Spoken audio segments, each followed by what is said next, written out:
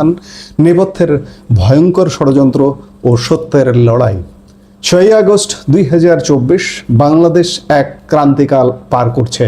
ঠিক সেই সন্ধ্যায় সেনাপ্রধান জেনারেল ওয়াকারুজ্জামান তলব করলেন এনটিএমসির তৎকালীন মহাপরিচালক মেজর জেনারেল অবসরপ্রাপ্ত জিয়াউল হাসানকে। অত্যন্ত শান্ত স্বরে সেনাপ্রধান বললেন, আপনাকে আজই অবসরে পাঠাতে হচ্ছে। কিন্তু এই সাধারণ অবসরের আড়ালে কি লুকিয়েছিল এক গভীর ষড়যন্ত্র?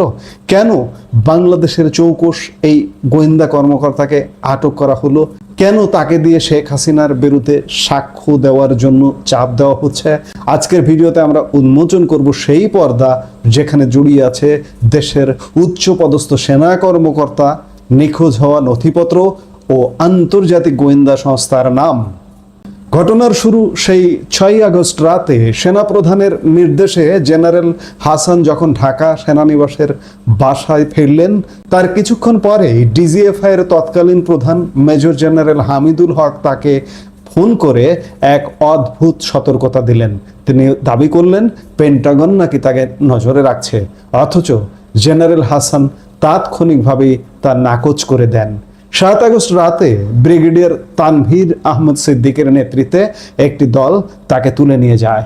দীর্ঘ সময় তাকে রাখা হয় ডিজিএফআই এর একটি মেসে, অথচ বাইরে প্রচার করা হয় ভিন্ন গল্প।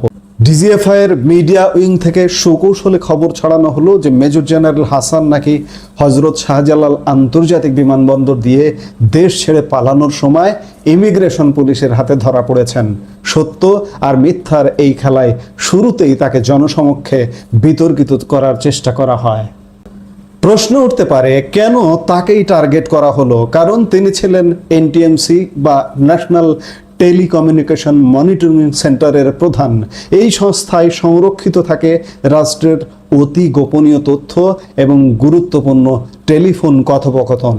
অভিযোগ রয়েছে অনেক সেনা কর্মকর্তা যারা শেখ হাসিনাকে ক্ষমতাচ্যুত করার কার্যক্রমে সক্রিয় ছিলেন, তারা ভয় পাচ্ছিলেন যে তাদের ফোন আলাপ হয়তো এনটিএমসির সার্ভারে রেকর্ড হয়ে আছে। এই প্রমাণগুলো ধ্বংস করা বা নিয়ন্ত্রণে নেওয়ার জন্য মেজর জেনারেল হামিদুল হক এবং ব্রিগেডিয়ার তানভীর মরিয়া হয়ে জেনারেল হাসানের কাছে এনটিএমসির একাধিক স্তরের পাসওয়ার্ড দাবি করেন, কিন্তু হাসান তা দিতে অস্বীকৃতি জানান। কারণ এই তথ্যগুলো কেবল রাজনৈতিক নয়, জাতীয় নিরাপত্তার সাথেও জড়িত ছিল। মেজর জেনারেল জিয়াউল হাসানের ক্যারিয়ারের দিকে তাকালে দেখা যায় 2009 থেকে 2014 সাল পর্যন্ত র্যাবে থাকাকালীন তিনি ভারতের উত্তর পূর্বাঞ্চলীয় বিচ্ছিন্নতাবাদী গোষ্ঠী, বিশেষ করে উলফার নেটওয়ার্ক ধ্বংস করতে গুরুত্বপূর্ণ ভূমিকা পালন করেন। এই অভিযানে তার সহকর্মী ছিলেন ব্রিগেডিয়ার আজিম এবং রিয়ার অ্যাডমিরাল সোহাইল। তদন্তে বেরিয়ে এসেছিল যে সেনাবাহিনীর চাকরিচ্যুত কিছু কর্মকর্তা যেমন লেফটেন্যান্ট কর্নেল হাসিনুর রহমান এবং মেজর জিয়া বিচ্ছিন্নতাবাদী গোষ্ঠীগুলোর সাথে গোপনে যুক্ত ছিলেন। এমনকি অভিযোগ আছে যে এই নেটওয়ার্কের সাথে পাকিস্তানের আইএসআই এবং মার্কিন সামরিক গোয়েন্দা সংস্থারও যোগসূত্র রয়েছে। 2012 সালে হাসিনুর রহমানের কোর্ট মার্শালে জিয়াউল হাসান ছিলেন অন্যতম প্রধান সাক্ষী। আজ সেই হাসিনুর রহমানই প্রতিশোধ নিতে মরিয়া হয়ে উঠেছেন। তারা চাইছেন জেনারেল হাসানকে ফাঁসিয়ে নিজেদের অপরাধ আড়াল করতে। 2025 সালের 22 সেপ্টেম্বর মেজর জেনারেল হাসানকে নেওয়া হলো ধানমন্ডির একটি সেফ হাউসে। সেখানে আইসিটির তৎকালীন চিফ প্রসিকিউটর তাজুল ইসলামের নেতৃত্বে একটি দল তাকে চাপ দিতে থাকে। তাদের দাবি ছিল একটাই, শেখ হাসিনা এবং মেজর জেনারেল তারিক সিদ্দিকের বিরুদ্ধে রাজসাক্ষী হতে হবে।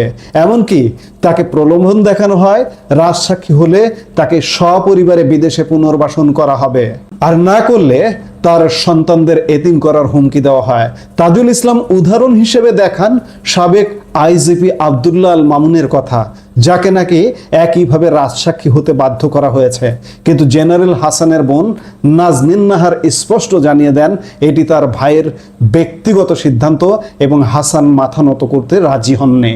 জিয়াউল হাসান যখন রাজি হলেন না, তখন প্রসিকিউশন পক্ষ বেছে নেয় সাবেক সেনাপ্রধান ইকবাল করিম ভুইয়া বা আইকেবিকে। কিন্তু আইকেবির দেওয়া সাক্ষ্য নিয়ে নানা মহলে সমালোচনা আছে। কেন আইকেবি জেনারেল হাসানের বিরুদ্ধে দাঁড়িয়েছেন? জানা যায় আইকেবির বিরুদ্ধে জলসিঁড়ি আবাসন প্রকল্পে বিশাল অঙ্কের অর্থ আত্মসাতের অভিযোগ ছিল, যা জেনারেল হাসানের অধীনে র্যাব ইন্টেলিজেন্স উদ্ঘাটন করেছিল। সুতরাং এখানেও কাজ করেছে ব্যক্তিগত আক্রোশ। দর্শক, পুরো ঘটনা প্রবাহ বিশ্লেষণ করলে দেখা যায় মেজর জেনারেল জিয়াউল হাসান কেবল একজন সামরিক কর্মকর্তা হিসেবে আটক হননি, তিনি হয়েছেন এক বিশাল রাজনৈতিক ও আন্তর্জাতিক দাবা